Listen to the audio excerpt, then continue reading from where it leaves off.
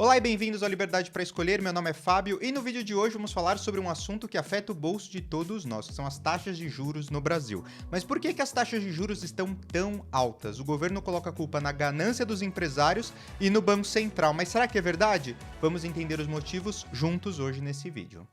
O governo e o presidente Lula vêm desde o início do seu mandato falando publicamente na mídia que os juros no Brasil estão muito altos e que a culpa de tudo isso é do Banco Central, que deveria baixar na canetada as taxas de juros no Brasil para ajudar a economia a crescer. Mas a verdade é que o Banco Central está apenas tentando controlar uma situação de alta inflação que foi criada pelo próprio governo. Deixa eu te explicar.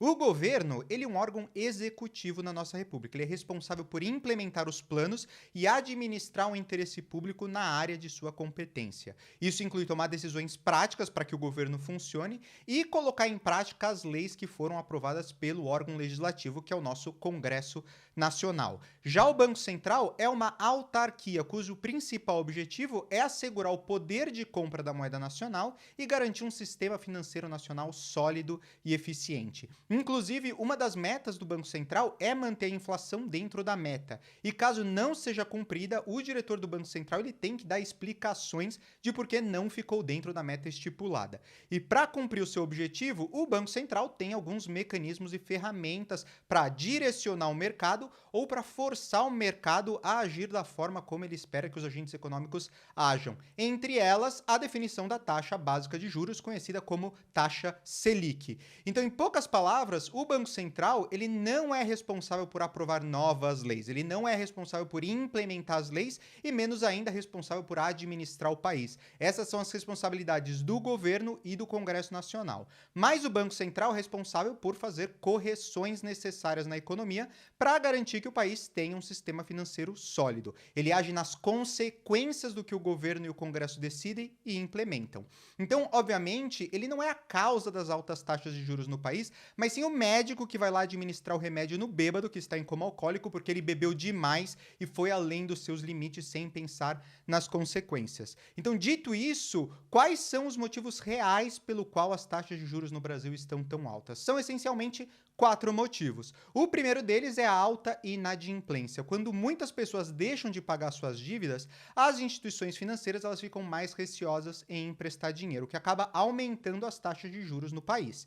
A taxa de juros, claro que, por definição, é o preço do dinheiro no tempo. Então, no geral, as pessoas, se elas não pagam as suas dívidas, o custo de pegar dinheiro emprestado aumenta para todo mundo. E esse tem sido um problema recorrente no Brasil, especialmente nos últimos anos. De acordo com dados do Banco Central, a taxa de inadimplência das famílias brasileiras ela chegou a 4,7% em fevereiro de 2023, que é um aumento de 0,3 pontos percentuais em relação ao mês anterior. Isso significa que quase 5% das famílias brasileiras não estão conseguindo pagar as suas dívidas em dia, o que afeta diretamente a oferta de crédito no mercado. Mas não são só as pessoas físicas que estão sendo responsáveis pela inadimplência. A inadimplência também das empresas brasileiras tem contribuído para o aumento das taxas de juros. Em fevereiro de 2023, a taxa de inadimplência das empresas ela ficou em 1,5% de acordo com os dados do Banco Central. Isso significa que muitas empresas elas não estão conseguindo também honrar com seus compromissos financeiros, o que acaba aumentando o risco para as instituições financeiras e pressionando ainda mais as taxas de juros para cima. No relatório feito pelo Banco Central, a gente pode ver que a taxa de recuperação de crédito no Brasil ela é muito baixa e muito mais baixa do que dos países desenvolvidos e muito inferior à média mundial. Para cada $1 que os bancos emprestam e o cliente não paga, eles só conseguem receber de volta 18 centavos de dólar em processos de recuperação de crédito na justiça. Enquanto isso, no Japão é 92 centavos de dólar e nos Estados Unidos é mais de 80 centavos de dólar. A média mundial é 37 centavos de dólares, ou seja, o dobro do que é possível recuperar no Brasil. O segundo motivo que tem impactado nas taxas de juros no Brasil é o governo, claro, endividado. A gente já falou muito aqui no canal sobre isso. Quando o governo precisa emitir títulos para se financiar, isso acaba afetando as taxas de juros em todo o mercado. Porque quando você tem alguém que já está endividado, a chance dele dar calote aumenta. Então as taxas de juros que são oferecidas, elas são maiores para incluir o risco de não pagamento do governo. E como o endividamento do governo brasileiro tem sido muito alto, isso também contribui para manter as taxas elevadas. décadas. De acordo com dados do Tesouro Nacional, a dívida bruta do governo federal brasileiro chegou a 7,9 trilhões de reais em março de 2023, o que representa 88,2% do produto interno bruto, do PIB do nosso país. Em comparação com outros países emergentes, que estão aí na média de torno de 65% do PIB, o Brasil está muito alavancado. Isso significa que o governo está devendo quase o equivalente de toda a nossa produção de bens e serviços no período de um ano.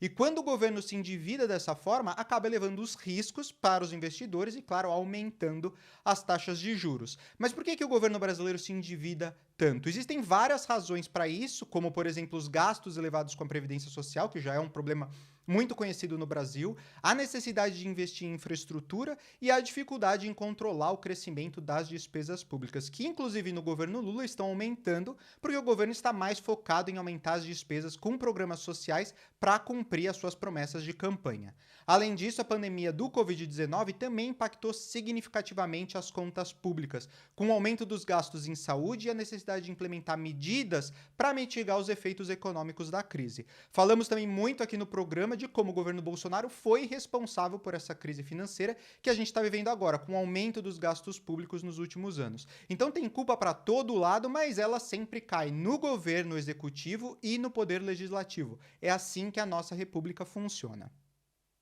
Outro fator que influencia as taxas de juros é a taxa de poupança. Quando a população e os consumidores eles não têm dinheiro guardado, ou seja, a poupança é baixa, há menos recursos disponíveis para serem emprestados. Isso porque os bancos usam os recursos dos depósitos dos clientes para darem de empréstimo para quem pede, o que também acaba pressionando as taxas de juros para cima. E infelizmente essa é uma realidade no Brasil, onde principalmente depois da pandemia, ou seja, onde as pessoas perderam renda, elas tiveram que consumir as suas economias e a taxa de poupança baixou bastante em comparação com a de outros países.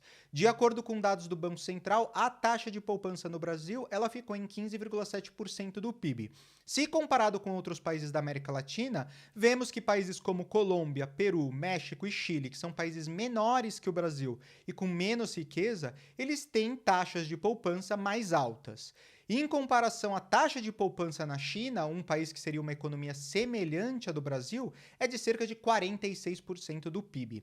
Essa diferença na taxa de poupança contribui para a disponibilidade de recursos para empréstimo e, consequentemente, para o nível de altas taxas de juros que são praticadas no mercado.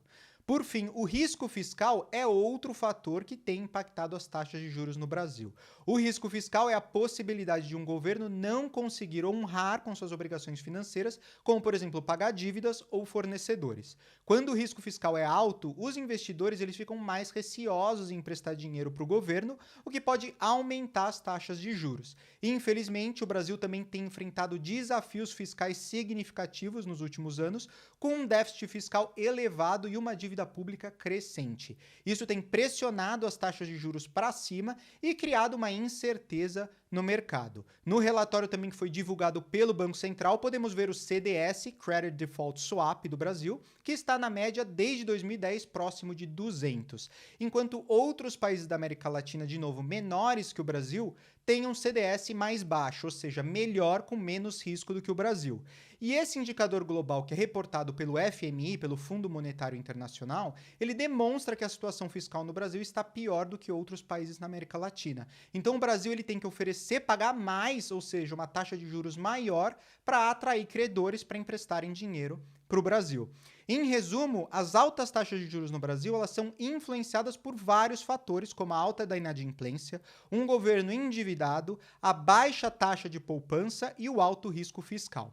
É importante entender que esses fatores eles estão interconectados e têm um impacto significativo na economia do país. Porém, todos esses fatores eles são consequência de políticas econômicas, sociais e fiscais, tanto do poder legislativo como executivo, e não de ações do Banco Central do Brasil. Desta forma, o presidente da República ficar mentindo nas redes sociais, nos seus comícios, e falar que a culpa das altas taxas de juros no Brasil são culpa do Banco Central, é ou uma mentira descarada, se o presidente ele estiver aí agindo de má fé, mas dando o benefício da dúvida para o nosso presidente, é no mínimo irresponsável por parte dele ficar divulgando informações falsas se ele desconhece o funcionamento econômico de um país. Era melhor ele se informar antes de atacar as instituições e a democracia.